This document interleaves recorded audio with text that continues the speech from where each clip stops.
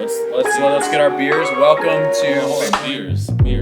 Wait, I gotta Natural say Light the intro Seltzer. first. Welcome to Bitcoin Magazine Happy Hour, everyone. I'm your host, Colin Harper. I'm with Michael Tyberg and Brandon Green. We've got an abomination of Natty Light Seltzer to drink today, so let's get at it, boys.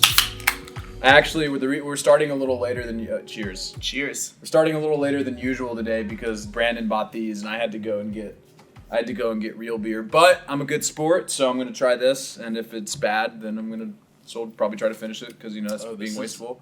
Not as bad as I thought it would be. Pretty pleasant, huh? Yeah, that's You can drink a couple of these. I gotta admit that's not bad. Actually, but I guess the thing is with hard seltzer too, it's not like beer where it's like you have to cut back on ingredients. Like you literally just need to carbonate the water and get the flavoring, and then you just I don't know what they use for alcohol. Take a sip for a second. Take a sip. Close your eyes. Tell me that you're not on a beach in Mexico. No, dude, I feel like I'm in a frat house. Like I'm gonna be honest. This episode was sponsored by Natural Light Seltzer. No, but I thought the reason why I got them was first and foremost to hear you guys ridicule me, but secondly because it's the winter months, everyone's starting to put on their winter coats, and this is very low calorie, low carb. Yeah, but people are drinking porters and stouts because it's winter. Right, that's but what I'm the as a Bitcoiner, I am against the grain. I'm against the grain. Literally against the grain. Literally nice one. against the grain. There's no grain in this thing. So we're drinking seltzer today, boys. All right, well, boys, let's see. On the docket today, we've got messaging through Lightning. Let's just start with that. Yeah. Well, yeah, but I want to kind of go. I want to go through the table of content so that people know what they can expect and they can skip forward if they don't want to listen to us talk about certain things. Yeah, that's fair. So first thing we're going to talk about is messaging through Lightning. Specifically, use Jaeger's WhatsApp, which is not an application so much as it is an open source code base that people can use, and also Sphinx Chat, which is about to enter beta. Both really cool projects. Then we're also going to talk about Phineas Fisher throwing bows out there and calling for people to hack into an American oil company and some companies in Israel. He's offering 100K Bitcoin bounty or Monero, but I don't really think people are going to take Monero. Probably take Bitcoin. And also we're going to talk about the recent price action. So, yeah, let's go ahead and dive right into it. Can't tell you when the next two topics will be on the timeline of the episode length, but just skip through a third of the way through if you want to hear the other topics, I guess, since that's why you gave us the topics. Thanks for clarifying. Well, we also do it every week too. Gotta have structure. Each week is different. Okay, that's fair. All right. I don't know. You'd want to skip this though because Lightning messaging sounds freaking cool. Super cool. And it's something that's been this is not anything new. You've same thing with the base layer. You've been able to send messages on Lightning for a while. But as Yus was explaining to me when I wrote the article, he was basically saying a recent update to the Lightning protocol has made it easier to attach what are called type length values to transactions, which is basically just a way to add optional or extraneous data to a data packet. And so anyway, Homeboy went on Twitter and basically demoed his WhatsApp thing. I think when was that? Yeah, November 2nd. So it's been a while now. But yeah, so it's super cool. It's basically encrypted messaging through the Lightning network. And I guess this is close to the op return, utilizing the op return in a regular Bitcoin transaction for Lightning. So what it is so the way use solution works is let's assume, for instance, that we have a private channel with each other. Then basically what we do is I would send you a payment, so say a one sat payment, and I would attach a message to it, and then essentially you would reject the payment but extract the message. So you're basically sending failed messages to each other back and forth, which allows you to, again, send the payment, but then not actually be charged for it. And then the receiver of the payment and the message can still extract the message from it. Interesting. And then Sphinx Chat, and Jaegers can do this too. It doesn't just have to be a bidirectional payment channel. They can be routed. But Sphinx Chat works a little differently in that, and I'll read you the quote from the article.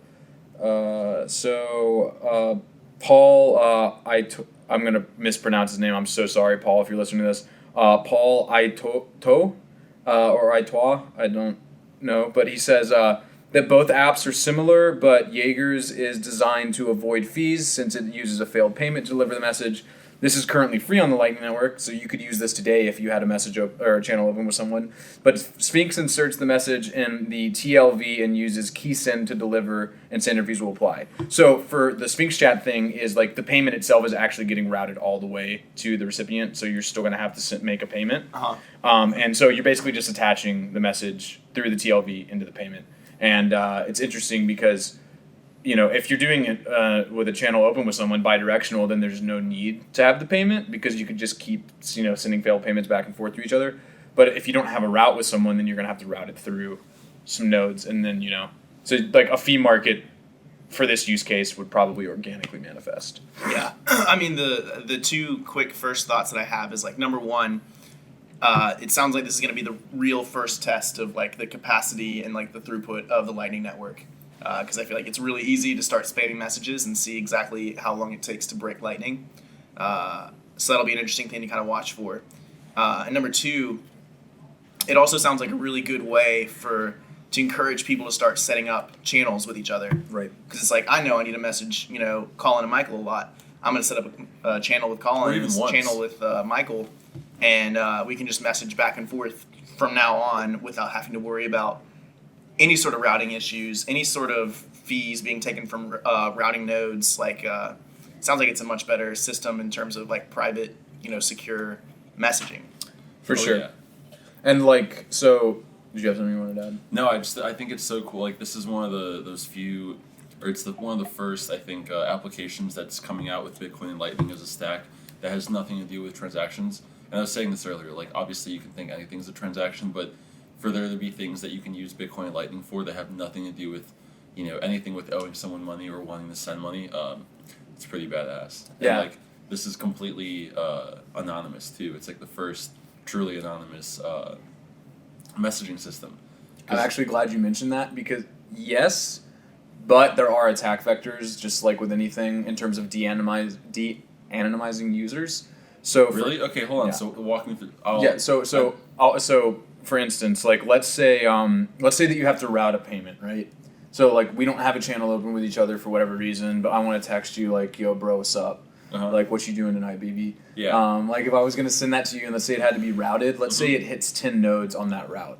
Well, if 5 of those nodes are controlled by one entity, they might have a pretty good idea about who the sender and the receiver is, because basically the way this works, and the reason it's called Sphinx Chat, for instance, is because the Sphinx protocol was just implemented into, I think, all of the Lightning implementations. Wait. Just let me finish. Okay. So what Sphinx is it's onion routing. So, it's the way the Tor network works. The way Tor network works is you have 3 different server types. Okay. And for the sake of simplicity, there's like the first server that sends sends information, and then the intermediate servers which basically only see who they're receiving information from and who they're sending it to. And then you have an endpoint server which basically it knows the last hop, in the sequence, but it doesn't know where it came from, and that's the same thing with the server that starts the transactions, where they know who's sending the information, they know who's querying the data, but they don't know its destination. So for something like this, if one entity controlled 5 nodes in a 10 hop payment, they might be able to deduce who has sent the funds, especially if they control the first node in the hop, and who it's going to if they control the last node in the hop. Okay, so does that make sense? But they still wouldn't be able to read the message, would they? No, they wouldn't be able to read the message. They wouldn't be able to read the message, and also, aren't the hops not determined? Like, you can obviously set them up so you know the route that the path is, or that the message is taking, or the transaction is taking, but the odds of someone controlling all the nodes and the hops are slim to none. There's I wouldn't say slim to none because a few things, there are a few actors who control a lot of the liquidity on the Lightning Network. And they have channels are the open hops with random everyone. or not? No, I mean, because it can't be random, right? So, for instance, if I was trying to get to you, but I had, let's say I had a channel open with Brandon, and then Brandon had a channel open with Graham, and then also Christy, then, but let's say that Graham didn't have a channel open with you, but Christy had a channel open with you, right? So I couldn't route it through Graham, because it would have to go to Christy to get to you. But that's the protocol determining on its own, right, that it would take a certain path. Yes. Yeah. So it's randomized to an extent. To an extent. Assuming that you're connected to more than one like path. Yeah, to an extent. So it could be, but like the idea here being though still like if there are dominant players in Lightning, and again this assumes a malicious actor, right? Like this assumes actual surveillance. But you know like companies like CipherTrace and Elliptic and Chainalysis have nodes set up so that they can do blockchain analysis. Like they will eventually do this with Lightning. Like they're eventually going to run Lightning nodes so that they can de-anonymize. I've also seen though that they're like not entirely sure yet whether they can, like whether they'll actually be able to succeed in like tracking the Lightning network. So I think it's still a big question mark. And then even still, your attack vector you're talking about, like you know, if we're putting it in real world terms, they'd be able to know that Trump talked to Ukraine, but they still couldn't prove quid pro quo. So it's like you know, how helpful is it in terms of you know really gathering data? Right, that's a big part of it for sure. And again, worst case scenario, you just set up the channel with Michael because you know you're gonna be messaging him, and then boom, you don't have that issue at all. So like if you're a little well connected, like if you're well connected in any regard, or even just connected to more than like a couple people, it sounds like it's pretty hard to like mess it up. Right. And also but there's also a way to spy from the IP and TCP level, like where like you know like if you were an internet service provider, you could theoretically figure out like who like you know like that where it came from and where it went. Yeah, so like I'll read the quote that from the article when I was asking Jaeger to explain attack vectors. In the article I say, in some cases then it might be better for users to set up direct payment channels with each other. And that's, for example, if someone's trying to spy using nodes, if you have a direct payment channel, then boom. Like no one's going to be seeing that except for you and the person who's receiving it. But in this case, i.e. a direct payment channel would be more private if the nodes were surveilling. But if the surveilling party were an internet service provider and tracking TCP/IP addresses, then onion routing would be more private. Again, like, but this is to say, like, obviously nothing is bulletproof, but like it is pretty airtight. And I was asking Jaeger, I was like, why would anyone use this when we have Keybase or when we have Signal, right? Like, I use both of those; they're great. And basically, what he said was, you know, he was saying. Chatting over Lightning makes it much harder to find out who's communicating with whom, so it is theoretically more private. It is not required to have a direct TCP/IP connection between users, and there is no central server either that could reconstruct the communication pathways. The other good thing about this too, if your encrypted chat is built on Lightning, then you have the robustness of a decentralized network. In the sense that, you know, Keybase's servers could go down and you're fucked. Right. I was also going to bring up, I'm pretty sure I saw this on Ed Snowden's Twitter, but it came up recently that Signal actually got bought by an American company and, like, didn't disclose that to anyone pretty recently. Really? And so, like, you also run the risk of ultimately, like, you're trusting this third party kind of with who knows how much data because, you know, it's not open source. You don't really know how everything's working on the back end. Like, you know, who knows if they put some sort of update in there that or some backdoor. Yeah, I mean, so there's a lot of value to this. I have a question. Yeah. Can you use Lightning? Because obviously you can use Bitcoin without having total internet access or even any internet access if you use stuff like radio waves or whatever. Can you use Lightning with the same low level, not like the same internet capacity as Bitcoin? I mean, I don't know what you mean by that, but you definitely have to be connected to the internet to use Lightning. Are you saying no way with the same Bitcoin? Are you saying with the same bandwidth? Well, bandwidth is like, I feel like that's a little bit subjective here because sometimes it's not the same medium. It's like sometimes it's radio waves, but I'm just wondering if like there's a way to use Lightning without having the like I guess just in the most simple like what's the barest form. What's in the most barest way you can use Lightning? I mean, probably if you had a mesh network set up, but like Brandon said, so like you can use Lightning on the mesh network. Yeah, as long as because the mesh networks will like connect you to the and web. stuff. Yeah, but like Brandon said though, and this is also like one of the downsides to this is like if your node isn't online, then you can't receive anything. Right. Oh, right. Yeah. It needs to be online. Like right. It can't be. Like, it's not. It Yeah. has Right. To be online. Yeah. I remember Blue Matt talking to I think it was Pete McCormick in one of his like earliest episodes, and he was like the downside to Lightning and the one that we still can't get around is literally you have to be connected to the internet for this to work. Yeah. Period.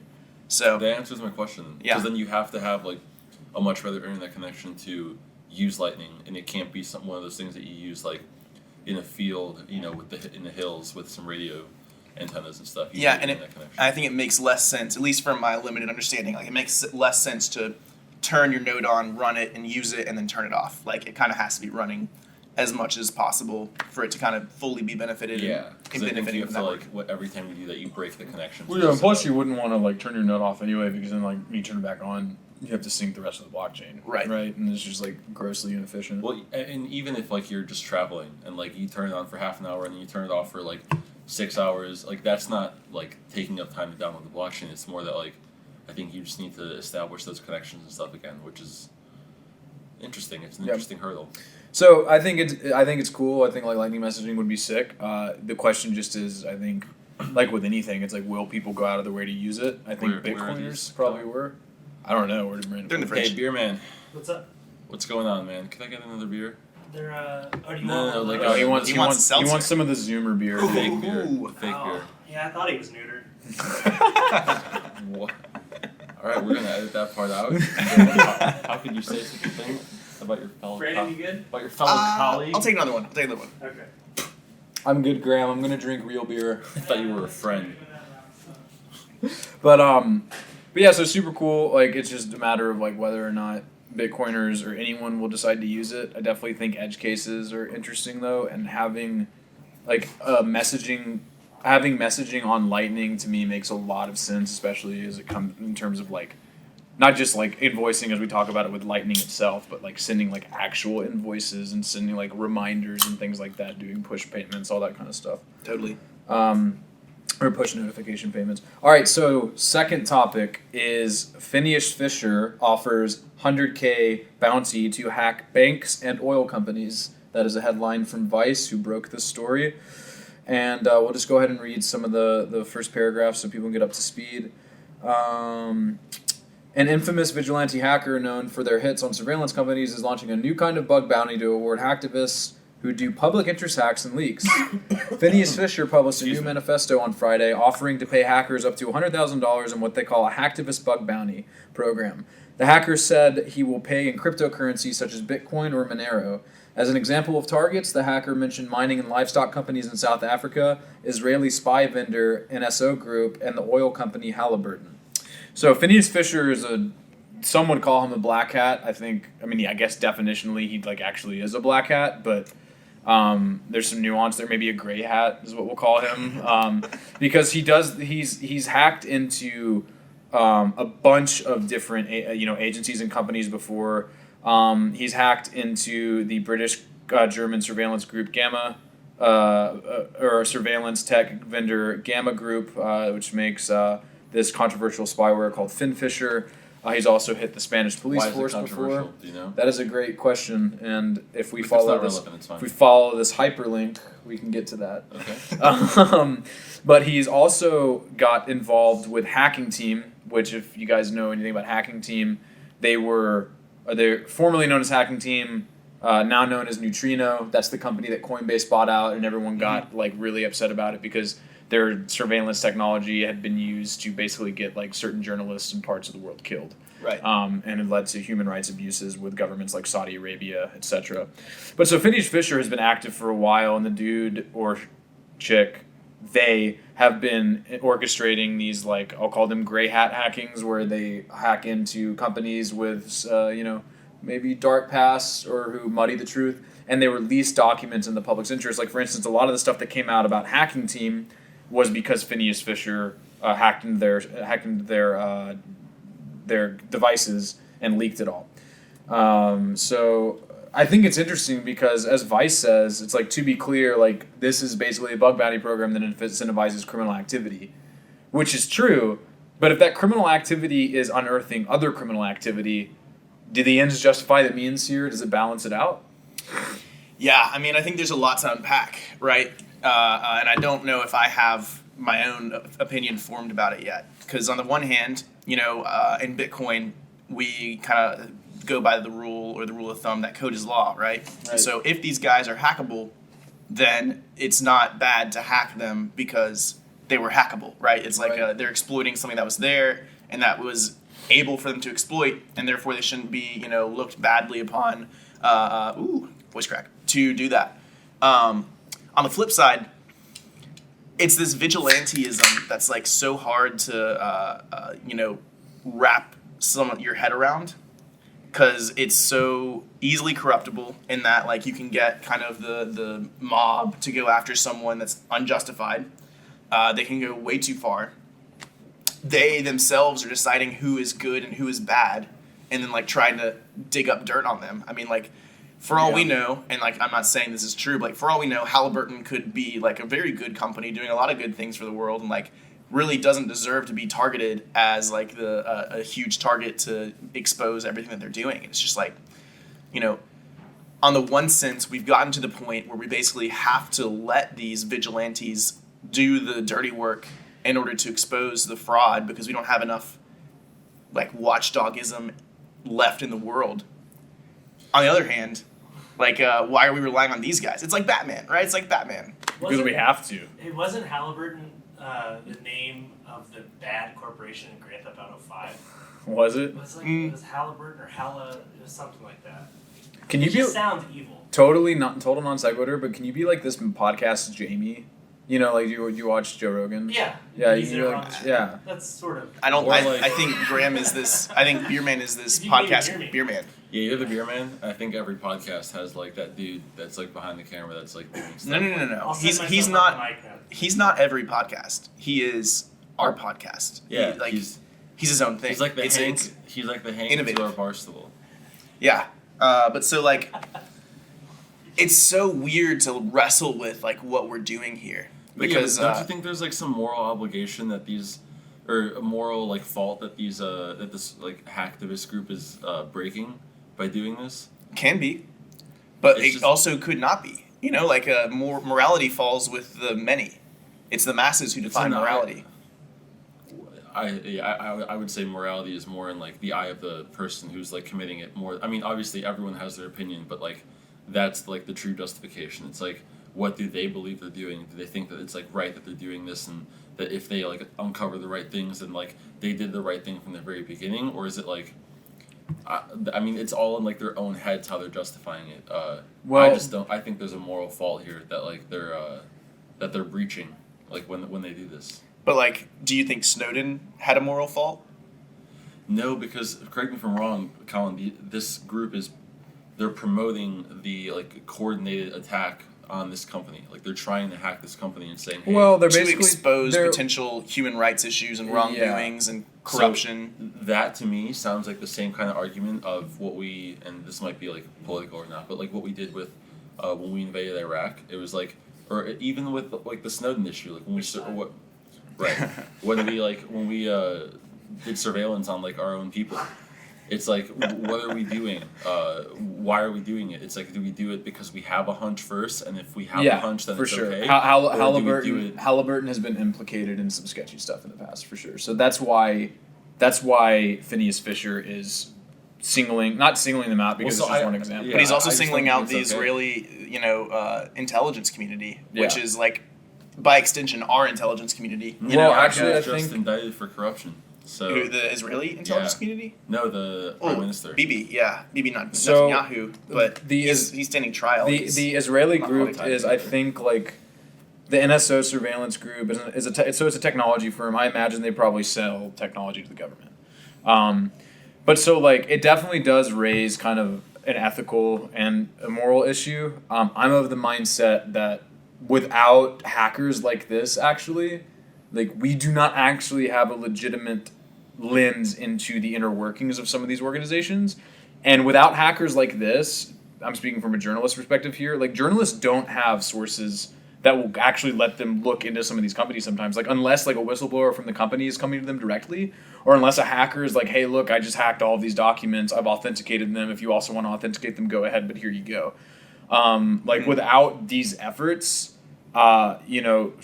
we actually don't always know what's going on. And I think, for instance, I think that it's pretty cool. Do we have a right to always know what's going on? I think so. I mean, if a company is, I believe with governments we have a right to always know what's going on. But do I have a right to know what Halliburton is doing with every single part of their operation? No. if you're You don't. if you're a consumer, well, let's say Halliburton's gas makes it into Shell, BP, etc. If they're selling the gas of this company, And you as a consumer really don't have any other choice but to buy this gas. You're not, maybe you're not rich enough for a Tesla. Even if you had a Tesla, like in Tennessee, they're burning the gas anyway. I'm in Bitcoin. Of course I'm rich enough to get a Tesla. Come on.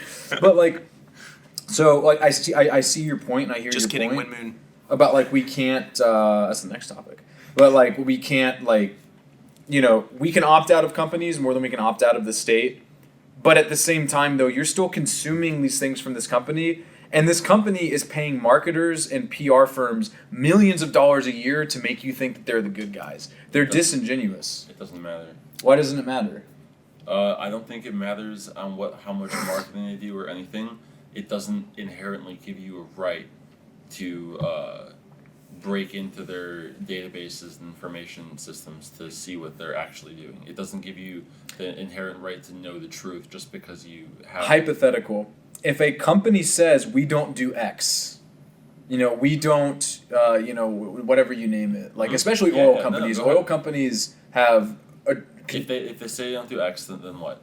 If a company says we don't do this, and they're actually doing that, and then a hacker gets documents to prove that they're doing that, do you deserve to know? Because the company has lied about it. They're not accountable. Minus that second part of a hacker uncovering it, I think that every company in the world has, for public and PR reasons, and then that's the justification they use afterwards, has said, we don't do this or something, because that's the short version of saying that they do or do not do a version of something that you're making a point at. But what if it was, for instance, something like Shell, for instance, I think this was in the 90s, they funded militant groups in Africa. So that's an extremist example to that you're right. It makes sense there. Right, Sure. but that's what I'm saying. So, like, if that happens and, like, a company is like, nah, we don't do these things. But this is what I mean.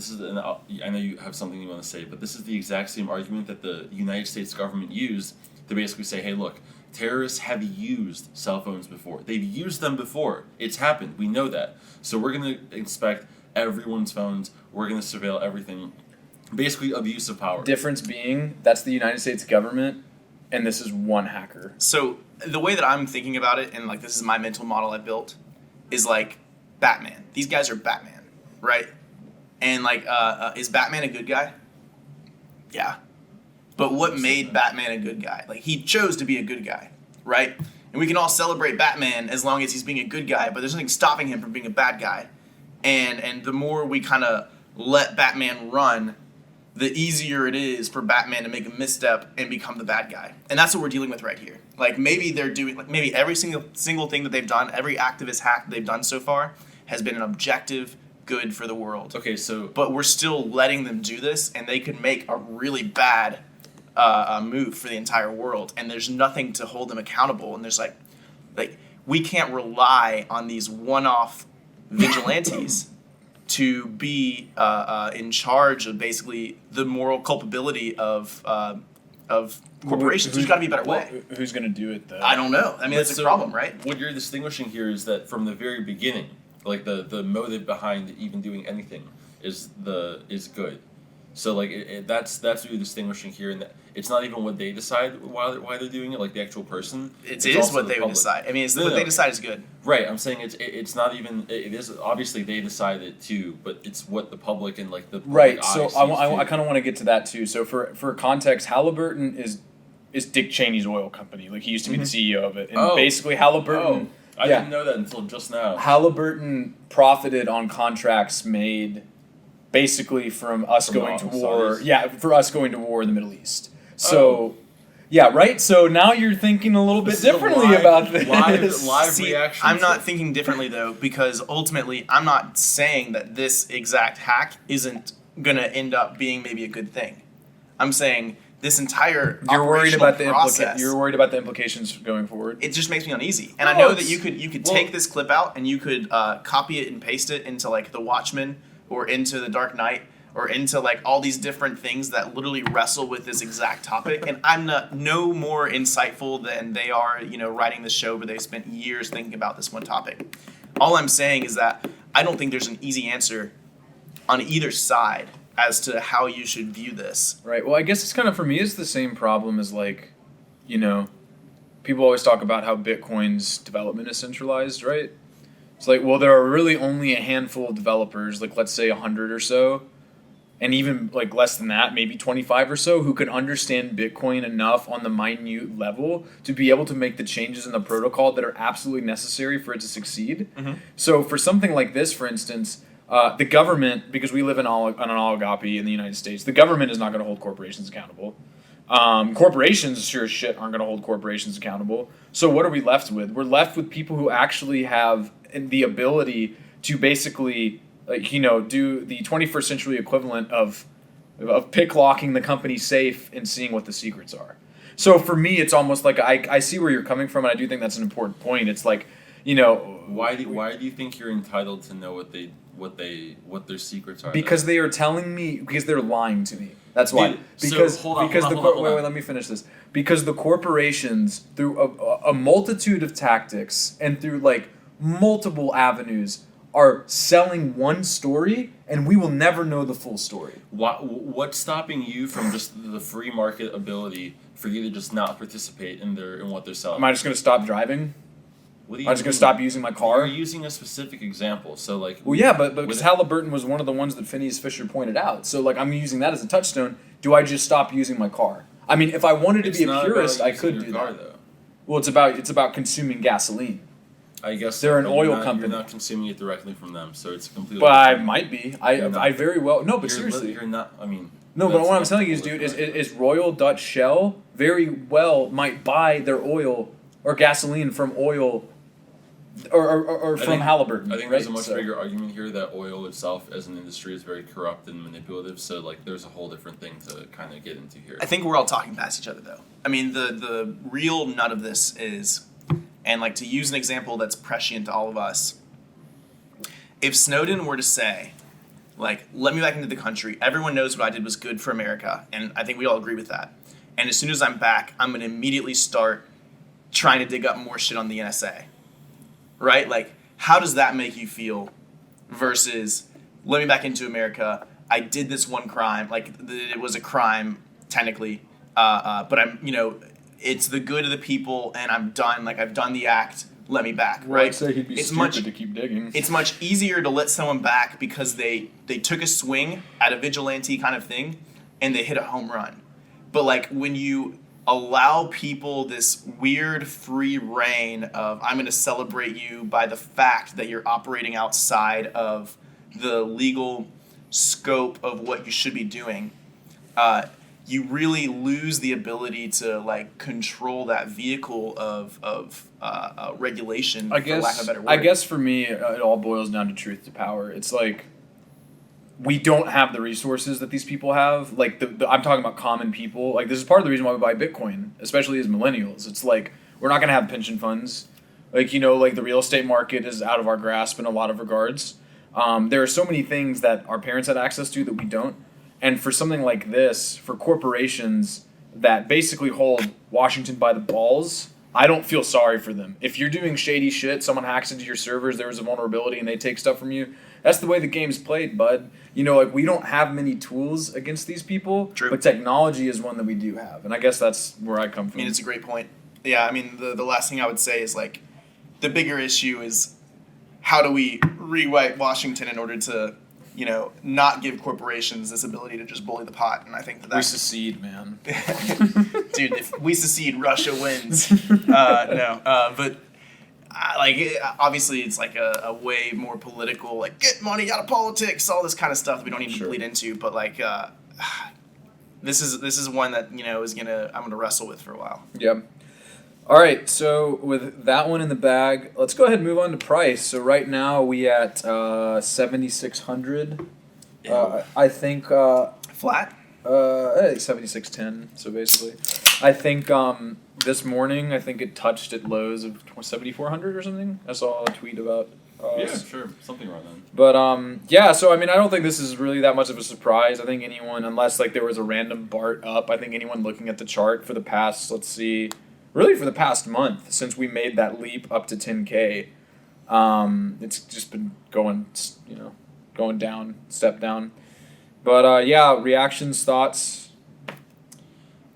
So from the angle of like someone who has like a bunch of people who I guess there's a lot of people that like text me like regard to my opinion about what's going on. And these are people who like are friends from home or like friends or parents of friends. So just complete people who are just interested in Bitcoin because they're interested in Bitcoin and like they don't really they're just getting into it from different angles. But it's kind of interesting to explain or like try and find reasoning because obviously there is no real reasoning behind like any price moves. But it's interesting to find reasoning for things like this because at the end of the day, I think the ultimate answer that I end up giving to basically everybody that asks is there is really no answer. Bitcoin just went down because a lot of people sold it and a lot of people didn't buy it at the same time. But then like you get really if you want to get really nuanced in it and you go on Twitter and you listen to some people who actually like know what's going on. There's always like different reasons that you can pull from different like parts of the industry. Like this time someone said that someone sold almost 20,000 Bitcoin on Binance in different cells. And then someone else is saying that, that was part of minor capitulation, but it really hasn't been because it's not nearly the amount that we saw miners selling at when we broke that floor at 5,800 last June. So it's just interesting to see like when the price moves like this, ultimately like, and I know Marty Bent, who has like a really awesome newsletter, he has not talked about the price. He even said this like a couple days ago, but he hasn't talked about the price in, I don't think ever in his newsletter. And it's for reasons like this, because there's really no reason you can like attribute to this. People trade Bitcoin, like some people have their reasons for selling, buying. So it's just funny to see stuff like this, and there always needs to be an explanation, but there usually isn't. My take is, I agree with what Mike's saying here, but first and foremost, Bitcoin takes the path of maximum pain. And if you look at when Bitcoin broke all-time highs going into the bull run in 2017, when it broke all-time highs, almost no one was paying attention. It like 1,000 or 20,000? It like 1,200. 1,200. 1,200. Like when it broke that all-time high of the last bubble, no one hardly noticed, except for a few people who were still paying attention to this space. Why did that happen? Because there were so many like flashes of hope that Bitcoin then busted through and kind of defeated people that like they were worn out and they weren't ready to be hopeful again. And then it slowly just crept up to all-time highs without anyone noticing. That's the path it's going to take once again. And but like you could see even when we had this jump at the beginning of the end of last month, where we jumped up to 10K. Once again, like there was a lot of people who were like, "Oh, here we go!" We're about to go up. This is the last time you will see Bitcoin under 12. Yeah, the classic "hodl not tweet," right? But like, as long as there's still that like majority active market participant sentiment of like, "Here we go," Bitcoin's gonna continue to make you hurt.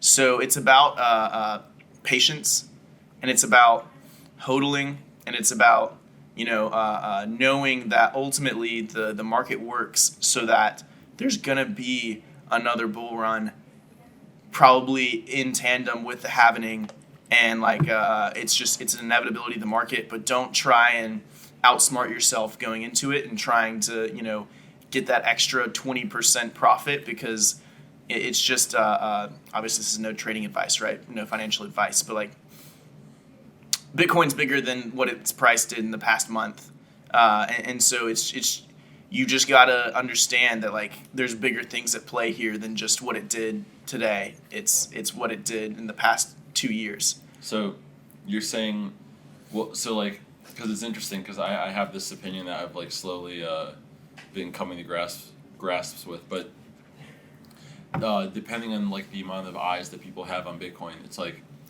the majority of people weren't paying attention last time when they broke 1,000, right? Mm-hmm.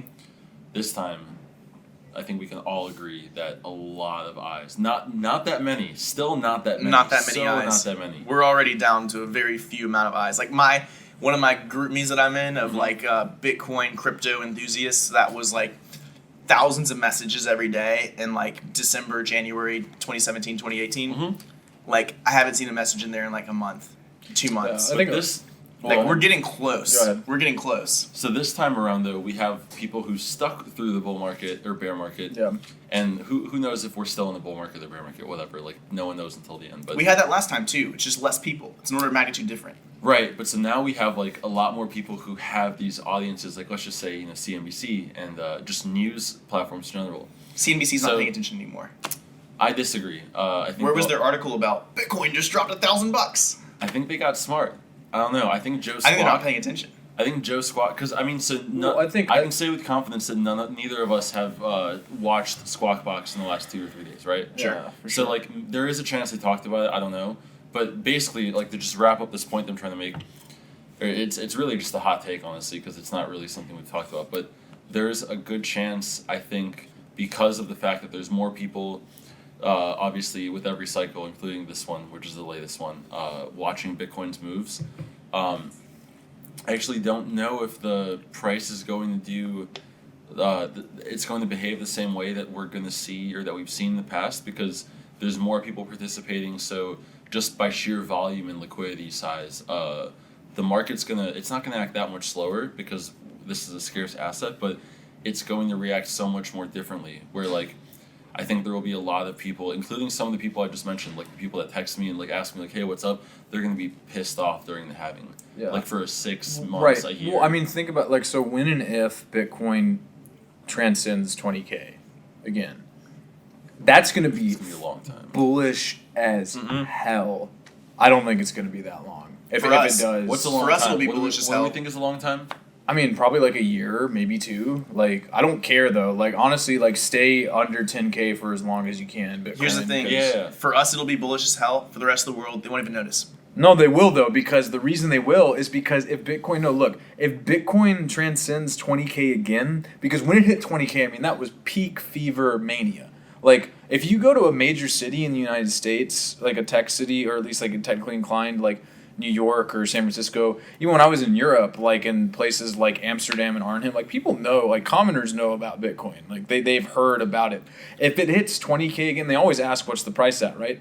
If it hits 20K again and goes above 20K, when people see that, the psychological effect that it's going to have on them, they're going to be like, holy shit, Bitcoin was 20K back in 2017. They're not going to It's see it over though. that now. So they're not going to be paying it attention totally to see will. it. So I think that there they will be headlines. I think that they will see it, but it will take so long to happen that before it happens, it will be this like market of like meh, but still great for people that have been in the space. And then once it happens, it'll take 4 or 5 years, let's say, hypothetically, and then it'll moon, and then everyone's narrative still matches up, right? You guys underestimate the path of maximum pain. By the time Bitcoin I'm hits describing. 20K, no one is going to notice who isn't in this space, who isn't actively paying attention to it. And then they'll start to notice when it starts making. Bro, it you're so telling me minimal you're telling me all-time highs. right now that like all of these mainstream media outlets when Bitcoin hits 20K again are just gonna ignore it. They're just gonna be like, oh yeah, no, fuck that. Like that's not worth talking about. When- it just hit its other all-time high. Like it went from 20K to 3K back to 20K again. Look at what happened last time. It hit Oh, but 12 then you can't compare it. To, 1200 you can't compare it to last time though, because last time there was significantly less attention. but still attention. Like, Yeah, but but no, it's- but like it's- my Things you cousins can't take away. Yeah, my cousins didn't know about Bitcoin the last time, but they know about Bitcoin this time. Like my friends didn't know about Bitcoin the last time, but they know about it this time. I mean, that's Well, just the I mean, natural to be- flow of it. Like yeah, to be fair, there will be like people that we're all friends with that will. They knew about Bitcoin 2 Sliding years into ago. DMs like, hey man, They what's knew up? about Bitcoin 2 years ago. They knew about it now, and in 2 years ago, they'll just casually text you, be like, "Hey man, I heard Bitcoin's doing well, and it's at like 25K," and you're like, "Yeah, bro, it's fucking killing it." And they're like, "Oh, I heard it's just doing well." Like that. People who don't watch it, they're just like, I actually, I'll talk to people today that I just meet like recently, and they'll be like, "Hey, isn't Bitcoin at like 20,000 or didn't it hit that?" And that's all they remember. So Most of my friends have no idea what the Bitcoin price is right now. yeah, to an extent, They're not I gonna do know see when it that. hits. Right, but all-time they highs. they know the all-time high. And the reason they don't know about the price is because they don't track it. But the second Bitcoin goes above 20K, there will be news articles about it, and they will see it trending on But there social. will be a few news articles about it, but it won't be the focus of the news. It was the focus of the news when everyone. Why came in. wouldn't it be? Because that's all anyone in the mainstream media talks about. I mean, that's all that we talk about. Like, come on. Like, that's I all mean, anyone talks Hey, beer about. man. I couldn't tell you exactly why because it Yeah, hasn't no happened worries. yet. But I'm telling you, Bitcoin takes the path of maximum pain, by the time it's hitting all-time highs, few people are going to notice outside of this space. And it's just it's a artifact of the I market I disagree though, because so many people took notice and so many people took notice during the bull run. Dude, I'm glad Everyone was talking I'm about glad that. you brought out the Venezuelan bolivars Yeah. because +1 for A when you point- guys give a hot take. Bro, don't. Yeah, don't a do point that I was gonna Bro, take. I was gonna rain those at the end of the episode. ooh, nice. A point that I was going to make though Sensitive beer man. is let's play a game real quick. Let's list all of the countries right now that have active protests going on against their government. Like big active protests. Lebanon, Iran, Iraq, Venezuela, Argentina, Hong Kong, Argentina. Chile, Yeah. Ecuador, I mean, yeah, there's a lot.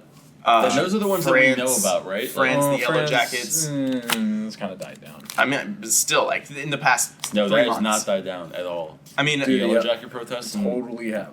what I are like? disagree. What I are all think so. they're all protesting the same kind of thing, even though it doesn't seem like they are. Maybe Hong Kong's the difference. Or Iran is protesting a very similar issue to Hong Kong.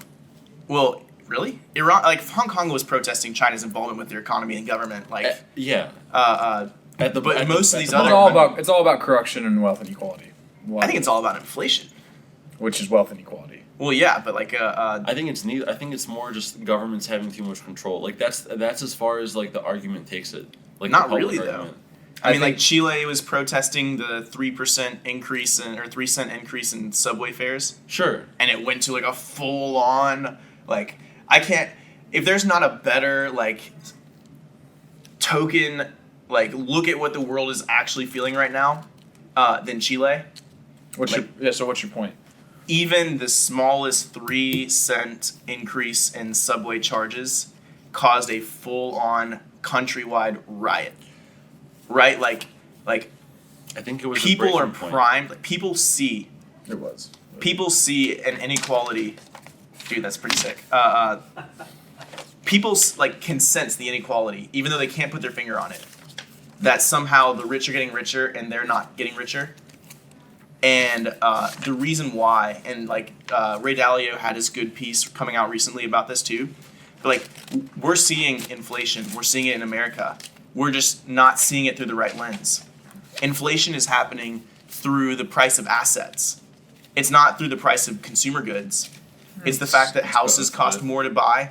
It's the fact that stocks cost more to buy. Like the ways by which you save, the ways by which your The net bar, worth the grows. access is the bar to access is becoming increasingly higher. Yeah. Right. Like, how do I, without Bitcoin, in America today, as a millennial, fresh out of college kind of guy, Gold. like, how do I store my Gold. store my wealth? That's literally the only thing is gold or Bitcoin. Yeah, but like honestly, I dude, can't afford a house. I don't know how to fucking buy gold tomorrow. Yeah, I know. Literally, just are you shitting me? You're a millennial. Just Google buy gold. Like it's not No, difficult. like yeah, that's how you Go to a pawn shop. Okay, I guess that's how simple it is. But, What if I buy gold with? hey, Go home. Uh, Shh, don't tell your wife. But yeah, it's like everyone's saying like inflation isn't happening, right? Everyone's saying inflation isn't happening. Everything's fine. Like, look at us. Somehow we have this money market theory where we can keep printing money, and like we're not going to have inflation in the market. Everyone's going to be fine. It's totally no, it's not, because inflation's happening in the ways by which people like retire and are able to like not worry about their next paycheck and live month to month. And it's like that's the thing that people aren't realizing is that that's where these protests are coming from. It's not the fact that like the subway It's the breaking costs point. 3 cents more. It's the breaking point. It's that the subway costs 3 cents more, and we still don't have a freaking way to like save money in order Yeah. to like absorb that cost. It's the breaking point. Alright, so what's your point as it relates? Inequality. Yeah. It's mostly inequality. Well, But it's not even it's inequality. Yeah. It's like it's inflation. like, it's Which Plan is, B. which leads to inequality. It's so Plan we're all B. saying the same right, thing. right. But it's like these people that have right now they have no other option. So it's like they've been dealing with this for so long, and this is finally the breaking point where they're like, okay, like stop. Like there's no more that we can like take with this because we don't have a plan B. For sure, but what was your point with that with Bitcoin? Well, or with like the price stuff? that don't be too worried about like Bitcoin's next bull run, because these are the market forces that are going to move the next one. Right, which is It's- another reason why I think people are going to pay attention. So I'm kind of confused why you were saying they wouldn't pay attention, because it kind of sounds like you're saying that they should pay attention. They should, but they won't. It's just they won't. Well, I mean, that's why we gotta evangelize, y'all.